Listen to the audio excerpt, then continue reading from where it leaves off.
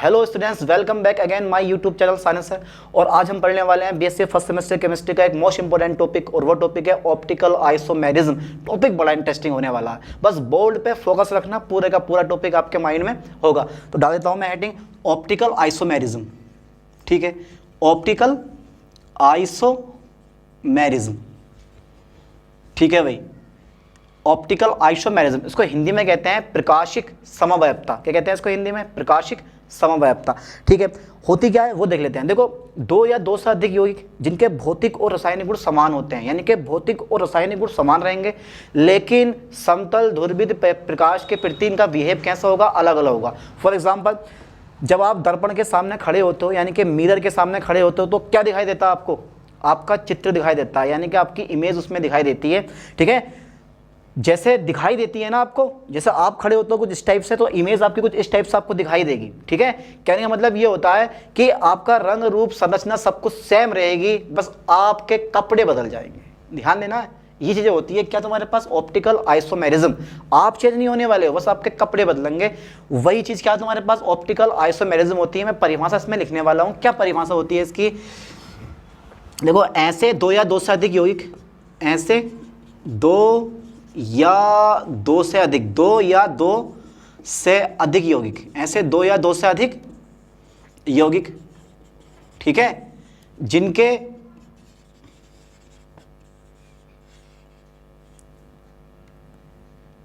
जिनके भौतिक तथा रासायनिक गुण, भौतिक तथा रासायनिक गुण कैसे होते हैं यार? समान होते हैं। कैसे होते हैं? समान होते हैं। ठीक है, परंतु समतल ध्रुवित प्रकाश के प्रति, समतल ध्रुवित प्रकाश के प्रति व्यवहार कैसा होता है इनका? व्यवहार भिन्न होता है। ठीक है, क्या कहलाते हैं? एक दूसरे के ऑप्टिकल आइसोमर, एक दूसरे के ऑप्टिकल आइसोमर तथा इस घटना को हम क्या बोलते हैं? इस घटना को ऑप्टिकल आइसोमेरिज्म कहते हैं। जो मैंने बोला ना वो ध्यान देना, ऑप्टिकल आइसोमेरिज्म कहते हैं। परिभाषा कंप्लीट। भौतिक रासायनिक गुण समान रहेंगे, लेकिन समतल ध्रुवित प्रकाश के प्रति इनका बिहेव कैसा होगा? भिन्न होगा। ठीक है, जब देखो, अब ये ऑप्टिकल आइसोमेरिज्म कौन से कंपाउंड शो करते हैं आपके, ये बता दो जरा मुझे, जिनमें एक असममित कार्बन एटम होता है। ठीक है, यानी कि ऐसे यौगिक ऑप्टिकल आइसोमेरिज्म शो करते हैं जिनमें कम से कम एक असममित कार्बन एटम पाया जाता है। एक हो या दो हो या तीन हो, सब शो करते हैं, पर कम से कम एक जरूर होना है। ठीक है, लिख रहा हूं मैं इस लाइन को भी। ठीक है, यह है आइसोमेरिज्म, ऐसे कंपाउंड शो करते हैं, ऐसे कंपाउंड दर्शाते हैं जिनमें, ठीक है, जिनमें कम से कम एक असममित कार्बन एटम होता है। वाह यार, क्या बात है। जिनमें कम से कम एक असममित कार्बन एटम होता है। बात यह आती है, देखो दो फॉर्म आते हैं। जब एक बार लेफ्ट हैंड से राइट हैंड, यानी कि जब एक बार क्लॉकवाइज घूमता है तो उसे हम डी फॉर्म कहते हैं। जब एक बार एंटी क्लॉकवाइज घूमता है तो उसे बोलते हैं हम एल फॉर्म। और जब नहीं घूमता है तो उसको बोला जाता है रेशिमिक। ठीक है, जब क्लॉकवाइज घूमता है, क्लॉकवाइज समय के अनुसार जिधर को सुइयां चलती हैं, और ये टाइम देखना आप सबको आता है ना। तो लिख रहा हूं, देखो, जब ऑप्टिकल आइसोमर, ठीक है, समतल ध्रुवित प्रकाश के तल को,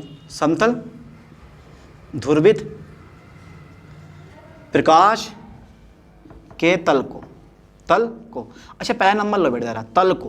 पहला नंबर मतलब क्लॉकवाइज मोड़ता है। ध्यान देना, कैसे मोड़ता है? क्लॉकवाइज यार, क्लॉकवाइज मोड़ता है।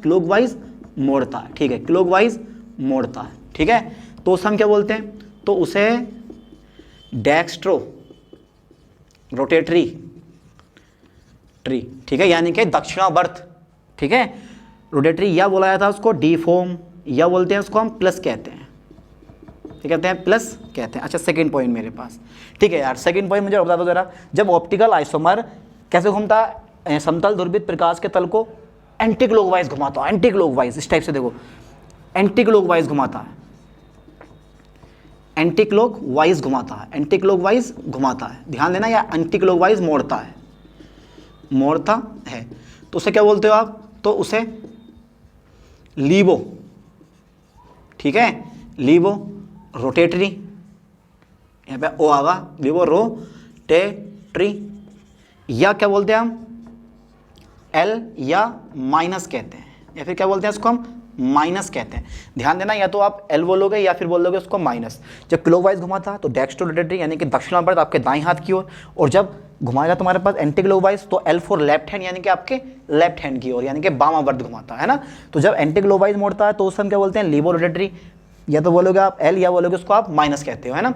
इसके बाद थर्ड नंबर मेरे पास एक और आ जाता है यार, और वो थर्ड नंबर बड़ा स्पेशल होता है यार। ये थर्ड नंबर क्या होता है, तो जो ये बेटे थर्ड नंबर होता है, तल को नहीं घुमाता है, तल को नहीं मोड़ता है, तल को नहीं मोड़ता। जब तल को नहीं मोड़ता है तो इसे हम क्या बोलते हैं, तो इसे रेशिमिक कहते हैं, तो इसे रेशिमिक कहते हैं, रेशिमिक कहते हैं। अरे बढ़िया यार, रेशिमिक कहते हैं, रेशिमिक बोल दो, या बोल दो आप इसको, या डीएल या प्लस माइनस कहते हैं, प्लस माइनस कहते हैं, ठीक है।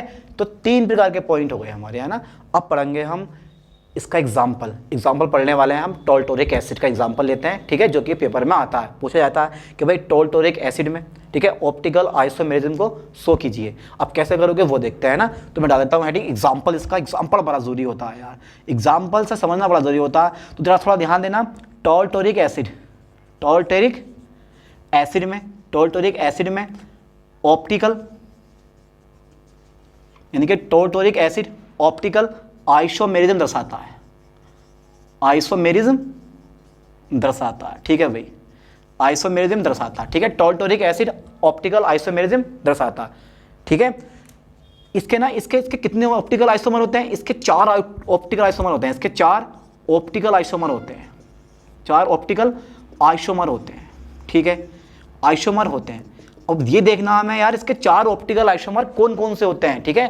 तो दर्शाता है इसके 4 ऑप्टिकल आइसोमर होते हैं जो निम्नलिखित हैं, जो निम्नलिखित हैं। जरा ध्यान देना, यही नोट्स हैं आपके, ठीक है भाई, यही नोट्स होते हैं जो निम्नलिखित हैं, ठीक है। निम्नलिखित हैं कौन सा भाई, पहला नंबर मेरे पास आता है डी टोल्टेरिक एसिड, डी टोल्टेरिक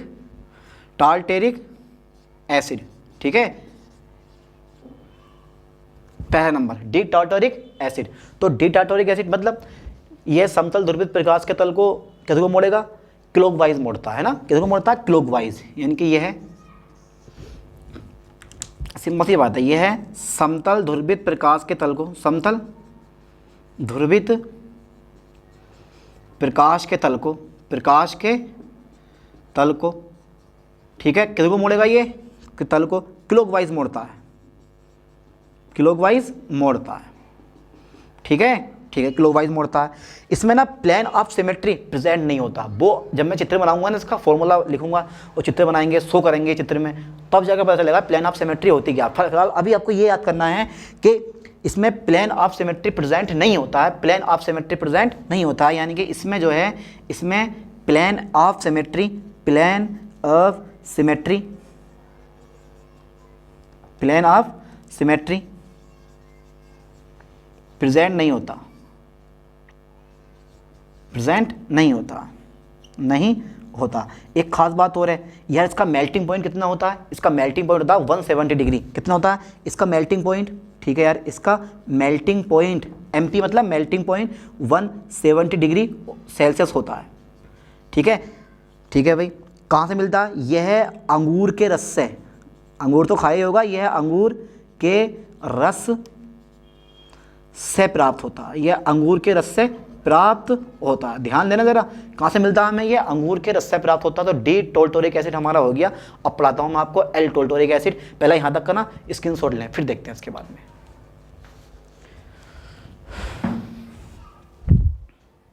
अब कौन सा आ गया हमारे पास, एल टोल्टोरिक एसिड। चलो डाल देता हूँ मैं heading, L tartaric acid.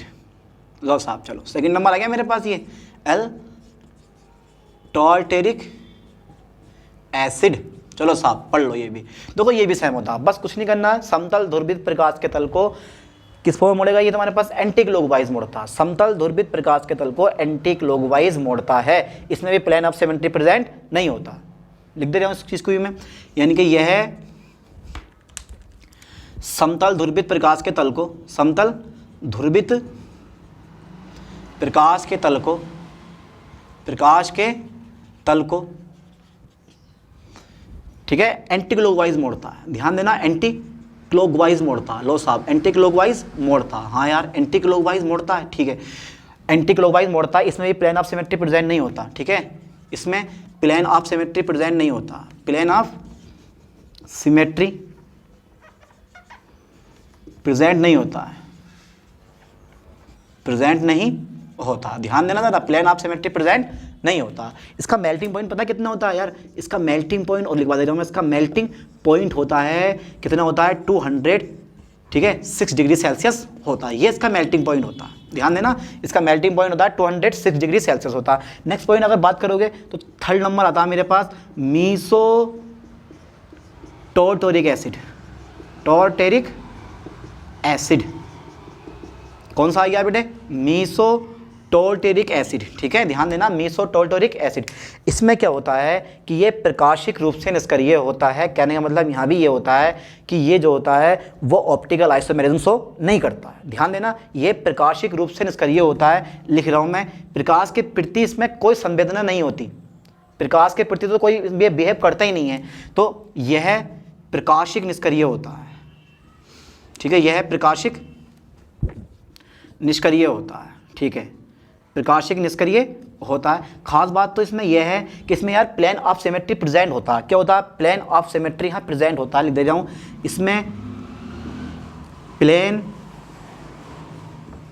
Of symmetry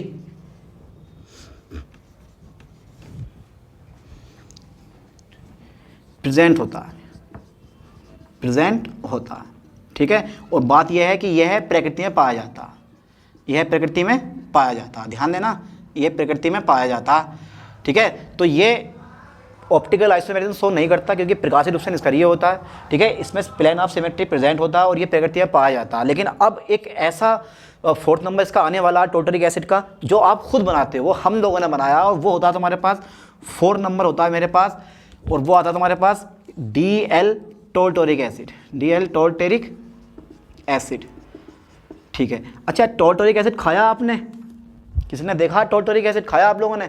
हाँ भाई देखा है टोल्टोरिक एसिड, कहाँ, इमली में, इमली में टोल्टोरिक एसिड पाया जाता है। ध्यान देना, खट्टा होता है बहुत, इमली का नाम सुनते ही आपके मुंह में पानी आ जाता है, जानते हो क्यों? क्योंकि वो क्या होता है तुम्हारे पास, टोल्टोरिक एसिड, और मेरे ख्याल से आ भी गया होगा, है ना।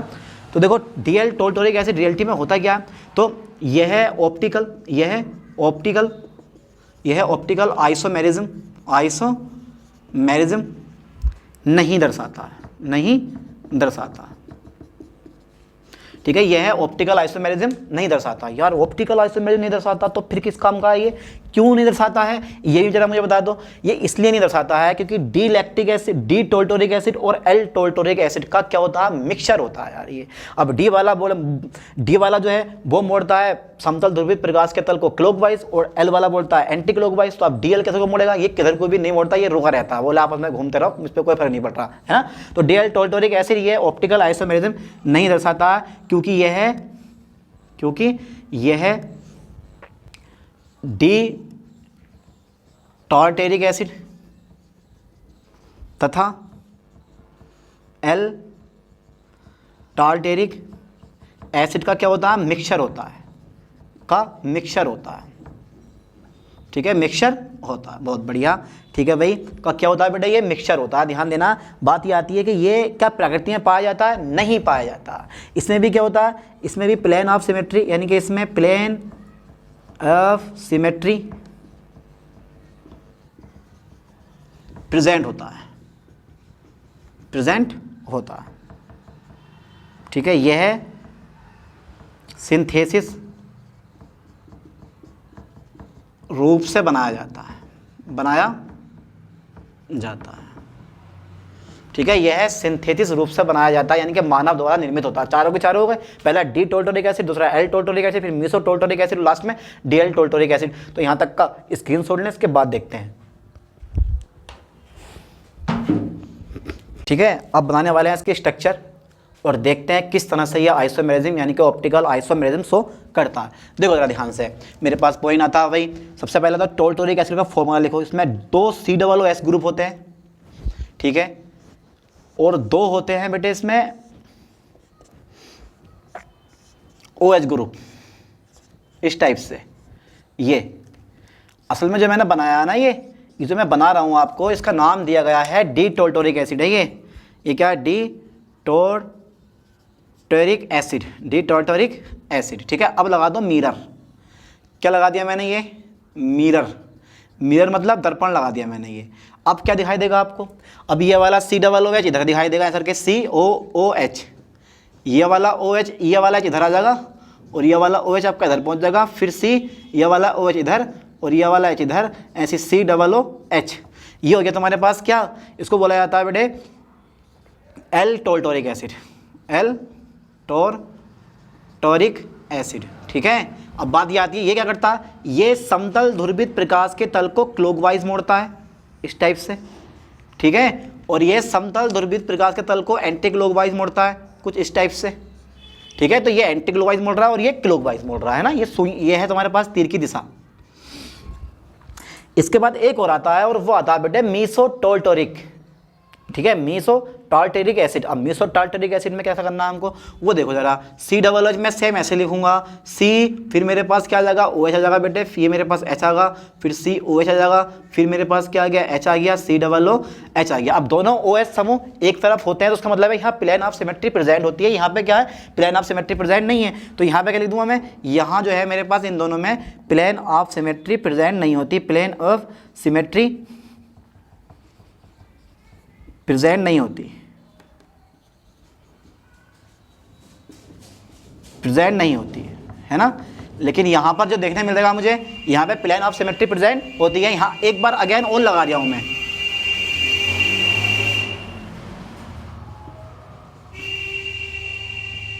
मिरर इसको बोला जाता है। चलो मैं इस एसिड को लिख रहा हूँ मैं यहाँ पे, ये इसको मैं लिख रहा हूँ यहाँ, इसका नाम है मीसो टोल्टोरिक एसिड, मीसो टोल्टोरिक एसिड। ठीक है, बदल दो, COOH, CH और OH। ठीक है, CH, इधर भी तुम्हारे पास OH और ये COOH। ठीक है, तो ये क्या बन गया मेरे पास? अब देखो ये दोनों के दोनों मुड़ेगा इधर को। ठीक है, और ये तो भैया ऑप्टिकल आइसोमेरिज्म शो करता ही नहीं है, तो ये किसी को भी प्रकाश के तल को किधर को भी नहीं मोड़ेगा, इसलिए इसको हमें ऐसे रहने देना, क्योंकि ये प्रकाश के तल को किधर को भी नहीं मोड़ने वाला है। ठीक है, डी टोल्टोरिक एसिड,